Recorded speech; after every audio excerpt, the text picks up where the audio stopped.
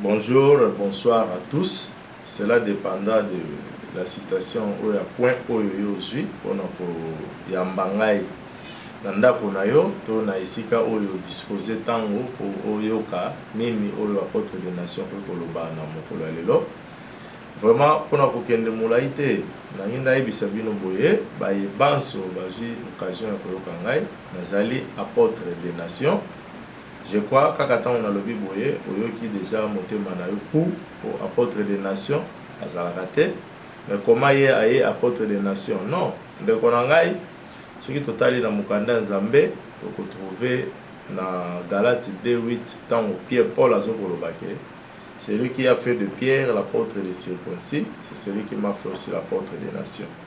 C'est-à-dire, dans l'ingéna lobana na mokili elokomoko, et Zambé à chaque fois a continuer à vivre na bato obanda banda ki na dan ti lelo nenga continuer à vivre na bato azalaka na ba génération. Donc génération na génération Nzambe a traité kango différemment par rapport ya ba oyo ba kwa koza de tozo mona lelo yo toza na 21e siècle.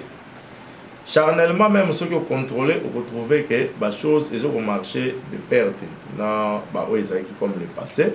C'est tout à fait normal même dans la vie spirituelle. C'est toujours comme ça. Nakobanda koyebisa yo ndeko na ngai ke tango Nzambe a constaté ki ba erreur na incompréhension ya parole de Dieu na Nouveau Testament, message oyo Yesu ayaki nango bato ba comprendre ki le contraire, ayaki ko utiliser Jean. Elle a utilisé Jean a précisé 7 lettres à distribuer à l'époque, message ezaki na côté Asie. Tout le monde connaît la parole de Dieu. Na bandeko vous écoutez la Bible. Nazali koloba na planète Otozali, Otoza planète Terre. Otozali pour exister yonanga na même génération, na même siècle. La planète Otozali, moto aza na connaissance la parole de Dieu pour le kangai azaliti. Ce qui peut-être a koki kozala quelque part nan na kutani na été le jour où on s'affronter. C'est le Saint-Esprit maintenant qui va agir. Parce que nous avons un seul Dieu, un seul médiateur qui est Jésus-Christ, et un seul Saint-Esprit, Oyo, ezali ko pesa na batu tango ya koyeba Nzambe. Yango na lobi. Soki ndeko wana paza na likabo nga na pa ya Nzambe, conversation na biso ndeko la kiseke toze sika moko. Là, je me retourne même pour na Jésus-Christ, tango yaki na mokili. Akutaki batu. Bazali pe kote ya makambo ya Nzambe yetango ayaki ba oyo bazalaki na même paramètre na ye bazalaki ko se comprendre ba oyo bazalaki te bazalaki ko contredire soit bazalaki ko créer ba scandale vis-à-vis à Jésus-Christ. C'est là où nangina bisabino boyeke non tant Nzambe amoni que message à Jésus est mal interprété avec kotinda cette lettre na Jean. C'était une personne comme moi aujourd'hui dans Zalia. Motoana a eu ba lettre à diffuser yango, à transmettre yango na ba église entre autres toyebi, bana na ba Éphèse, ba Charture, ba Laodicée, toutes ces églises où ezalaki na époque. Qu'est-ce qui s'est passé? Ba tu ba joa ki yango, ba tala ki ketwe ko vivre boye, tout changer. Actuellement, dès tozo ko loba boye, Nzambe akoki kotika bato na kobonga te. Zambé a constaté qu'il y a des magouilles dans connaissance de la parole de Dieu. Il y a des interprétations où ils allaient s'encadrer dans la Bible. Or, ce qui nous a mené la Bible, nous, les nations, dans l'ensemble, Bazalaki Bato, Bazalaki envoyé par Jésus-Christ, Bazalaki pas même inspiré par le Saint-Esprit, mais travailler qui système charnel il y a quoi comme dit là colon on a faire oyo comprendre qui est ça. Or à toute chose citation nous sur la kabatu Nzambe a utilisé vraiment faiblesse moko au avantage et à quoi après. Donc tant on toujours parole de Dieu to bandi ko examiner yango au fur et à mesure on est ko trouver le lot que Nzambe a été révélé par le Saint-Esprit les gens. Entre autres, apôtres des nations, Ndenge Nazali Siko pour transmettre nos messages. Nzambe a pessinga du recommandation. Oyo ezali ko senga ke na toutes les églises. O bazali ko pratiquer, bazali ko utiliser Bible. Yengo wana ngana za considérer la Bible. Ce qui est monioté, na lui seconté, na lingi na top, na lingi na nin. Ce qui est très important, c'est l'interprétation. Mais comme l'interprétation, eux mal interprétée, la planète Otozali, comme Ezala qui peine à l'époque de Jésus-Christ, a été utilisé dans Jean 18, qu'est-ce que Jésus-Christ avait dit? Tous ceux qui sont venus avant moi sont des voleurs, sont des brigands. Or, batu o bayaki avant Jésus-Christ, bazalaki batu oyo, batu ya série wana bayebaki bango ki baza ba serviteur de Dieu, bate ya kamakambo ya Nzambe. Pourquoi ya utilisé ki terme wana? Tant que ceux qui na 8 pour nous retrouver que azali comme ça la conversation na ba pharisiens, na ba scribes. C'est-à-dire que ce sont des gens là qui évangélisaient, qui annonçaient la parole de Dieu.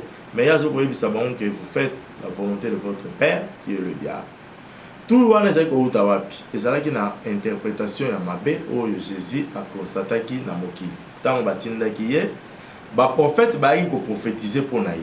Balobaki pona koya na ye balobaki pona lobiko ya batu mais ba interpréter ki yango mabe balobaki que ce que Jésus a yé en chair automatiquement tout va se passer banzale kozalate malade kozalate makambo belé kozalate mais en arrivant ba moni ke biloko wana ezo continuer raison pour laquelle ce que oyé bakate ndeko na ngai point moko ya liboso na koye biso oyo et provoquaki mort ya Jésus-Christ c'était mal interprétation de la parole de Dieu. Tant que Monique, Makambo, prophète, Baloba, qui se réalisé, Babomaki Jésus-Christ.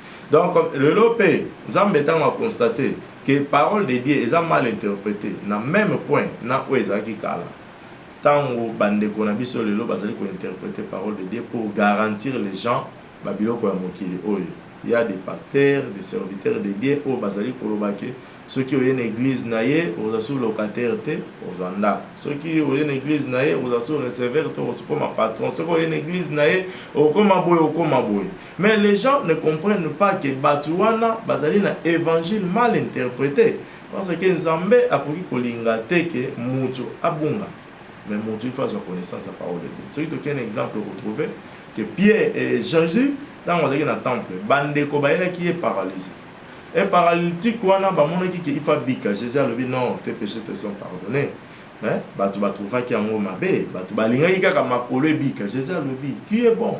Qu'est-ce qui est bon? De dire à personne lève-toi, marche et tes péchés te sont pardonnés. Donc, alors, ça va. Mon taboué vous allez handicapé. Mais ceux qui ont marché mal, à côté de ici.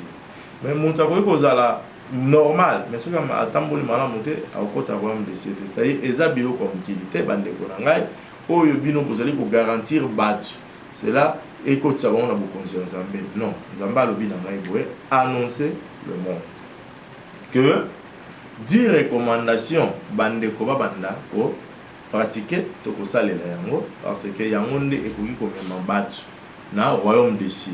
Sans dire recommandations, au moment où tu vas se retrouver dans ce qui concerne ma campagne ensemble. C'est-à-dire, Jésus-Christ lui-même a déclaré, n'appelez personne sur la terre votre Père. Parce que vous avez qu'un seul Père qui est dans le ciel, et notre Père est spirituel. Mais tant que vous allez Père spirituel, Papa Nanga ya Molimo. Automatiquement vous êtes dans l'abomination.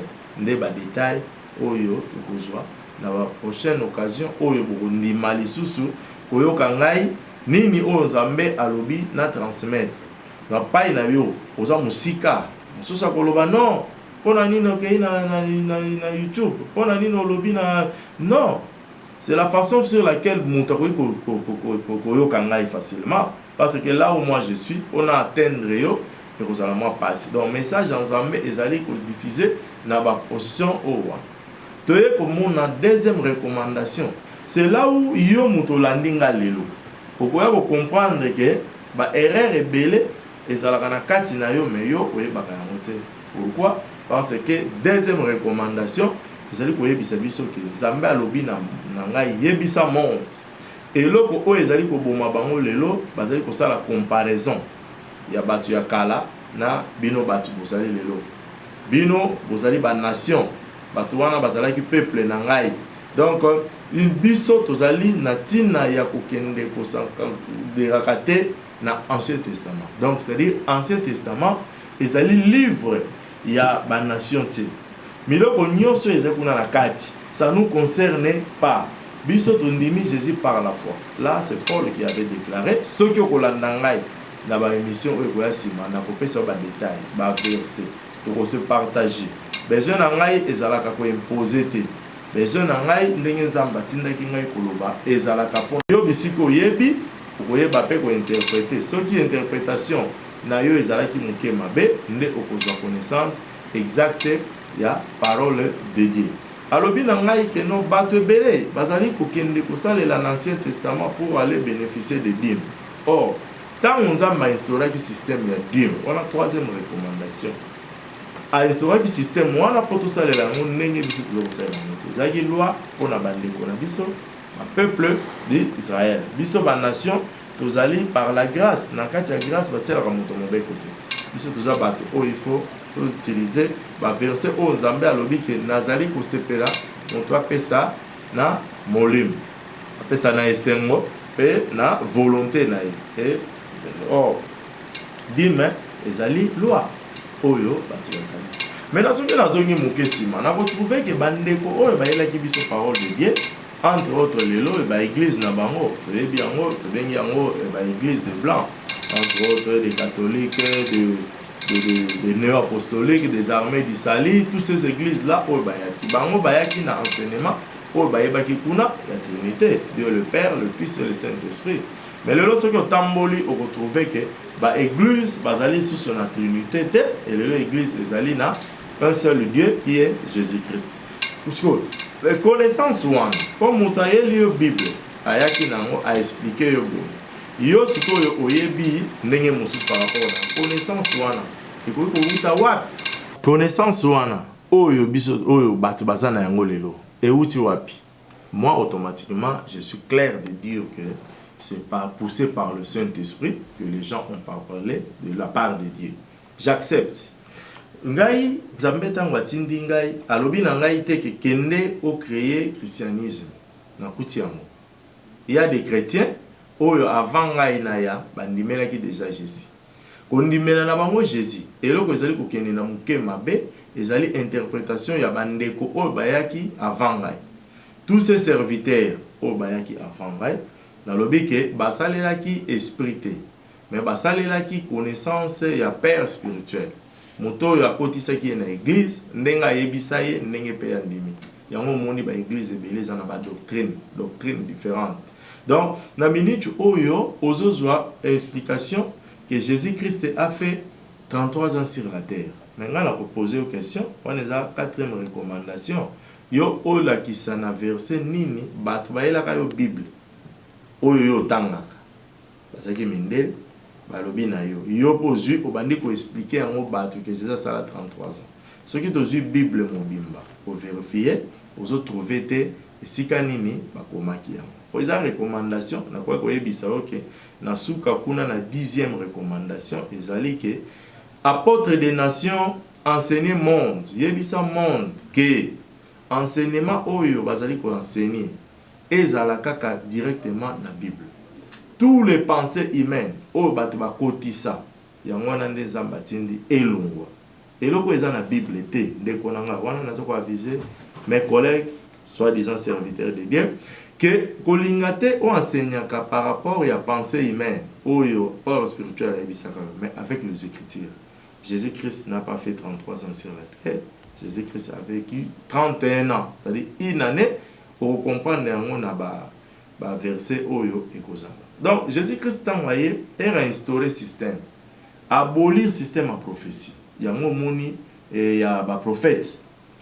Le prophète base à la sous permanent, le sacrificateur base à la lissusute, banani base à la lissusute, à ce système il y a apostolat. Il y a une Bible sur la conscience que nous sommes fondés par le fondement des apôtres. Et les prophètes, et le reste vient après. Fondement des apôtres, c'est-à-dire il y a un changement dans ma camboya Zambé, balobi na biso kuna na hébreu 8 l'alliance que je ferai avec le peuple. Donc batu bakolo bananzela ya molimo, non les sous nanzela ya makanisi. Apesi bango tango biso que bosala na kombo na ngai Yesu bo imposer maboko na bamabeli na kombo na ngai Yesu bo chasser ba démon na situation nyonso bo kutana nango mais apesaki mutu pouvoir te ya kubenda moto o atindela nango bato. Cinquième recommandation, Nzambe interdire dans l'église mon côté ba ni malisusu ko benga ka ba moto ye azana moto atikela moto te ye atikela bato puissance du Saint-Esprit o ekoki kosala ba effet. Donc moto otumba nango banguna ezali ba pensée humaine. Mariage on a la sixième recommandation bazali ko interdire na mutu mariage ezali eloko oyo Nzambe apesaki yango epai ya moboti azwa responsabilité nango. Ngai lokola serviteur de Dieu naza na temps ya kopambola biloko oyo eza terrestre te. Donc soki oza na sujet na point argument na interprétation ya mariage oyo ezali béni par un pasteur par un serviteur de Dieu, donc yo oza wana pona kolinga koyeba verset nini et garantie nini o bazali kopesa nga na kolakisa na makomi ke libala moko te eza autorisé na Nzambe mutu aya ko imposer maboko po apambola yango ezali négatif. Même ceux qui tokei na 7e recommandation Nzambe azo interdire ba coutume, Nzambe azo interdire ba doctrine. Biso tokoza na doctrine kaka moko ya évangile ya Jésus-Christ comme la Bible. Bible eza divisé ti. Aucune église oyo omoni Bible kaya mo. Eza la lui seconde za to bezani ya mwana kaka. Maintenant okoma na kati na bango babimisi eloko mungu babengi ngo doctrine. Balobi na doctrine na biso. Donc cas particulier ekoti. Je ne dois pas lobi yebisa batu batika ba cas particulier basale la Bible oyo ezali nzela ngai na tikelaki bango na mokili. Donc to kotala siko ba miracle. Nzamba lobi na banda ko yebisa bino bandeko. Miracle oyo ezali autorisé. Ezali miracle oyo ezali ko créer avantage na œuvre du Seigneur. Babiloko oyo charnel oyo bozali kosala na ba effet na yango manifester ba verset ezali na émission oyo na kosala na bino sima na ko faire voir yo ke babiloko wana tout na Bible ezali mapi. Donc tozi ko mona langue tango Nzambe a instauré yango batu ba jour à Pentecôte babandaki makambo ya langue balobaki monoko te abrakata abru te balobaki langue eloba makadela na mokili. Donc soki olingi koloba Nzambe alingi kolobela yo akolobela yo oloba langue moko yo olobaka te. Suppose okoki koloba ozoloba Swahili moza Swahili te obi olobi Kikongo Mukongo te mais bandeko baza wana bayebi langue wana nde bango bako interpréter. C'est ça, c'est pour cela Paul a zokoloba na biso tango kolakisa bino na ba détail. On va comprendre que makambo ezokoleka lelo na Bible ezo s'encadrer te. Paul a zoboya biloko wana. Alors ceux qui ont interprète azalité inutile otika kotia ba makelele na kati sika bato bazali oti brr makambo lobi bato bakite et la kini. Ay ko le bananga iboy. 10e recommandation Paul bana bandeko confusion na kati na bango isengeli kotika. Confusion ezali nini? Na kati ya ba doctrine okokende na bato baza na Bible moko bango balobi ba baptiser. Aucune église au mosusu balobi ko baptiser te. Aucune église au mosusu baona balobi to kende mataka na ngomba mangengenge. Aucune na koto ba mosusu balobi te. Aucune na koto ba mosusu bazui point na bango balobi pa kosala boy. Aucune koto mais comment ça? Nzambe alobi si ke ngai Nzambe naza moko et que moyo bino bozo utiliser na planète Terre eza moko butu na journée et yakambala moko bino nyonso boko wakozala bosalela Ephésiens 4:11 esika bazokoloba na biso ke non il y a l'apôtre, prophète, évangéliste, pasteur tous pour l'édification de l'œuvre du corps de Christ pour le. Donc esengeli te ke bozala kokabwana nga Nzambe na lingeli bino bomoko na kati na bino ozala nde eloko oyo na ngai koloba na yo lelo ke ndeko Nzambe a préparé yo oyeba kozwa 10 recommandations oyo apôtre des nations azali koyebisa biso. Première recommandation na émission oyo tokosala na bino sima bokolanda yango na kobanda ko expliquer bino détail ya père spirituel. Après bokozwa détail dans l'Ancien Testament pe bokozwa yango na dîme na les restes ya ba nyonso oyo ezali. Donc mpona lelo na soki wana na pesi bandeko nyonso mbote oyo bazwaki occasion kolanda ngai mokolo ya lelo po ezali message ya Nzambe kino ye Nzambe akokokisa mayebosa na yango posa. Bye bye.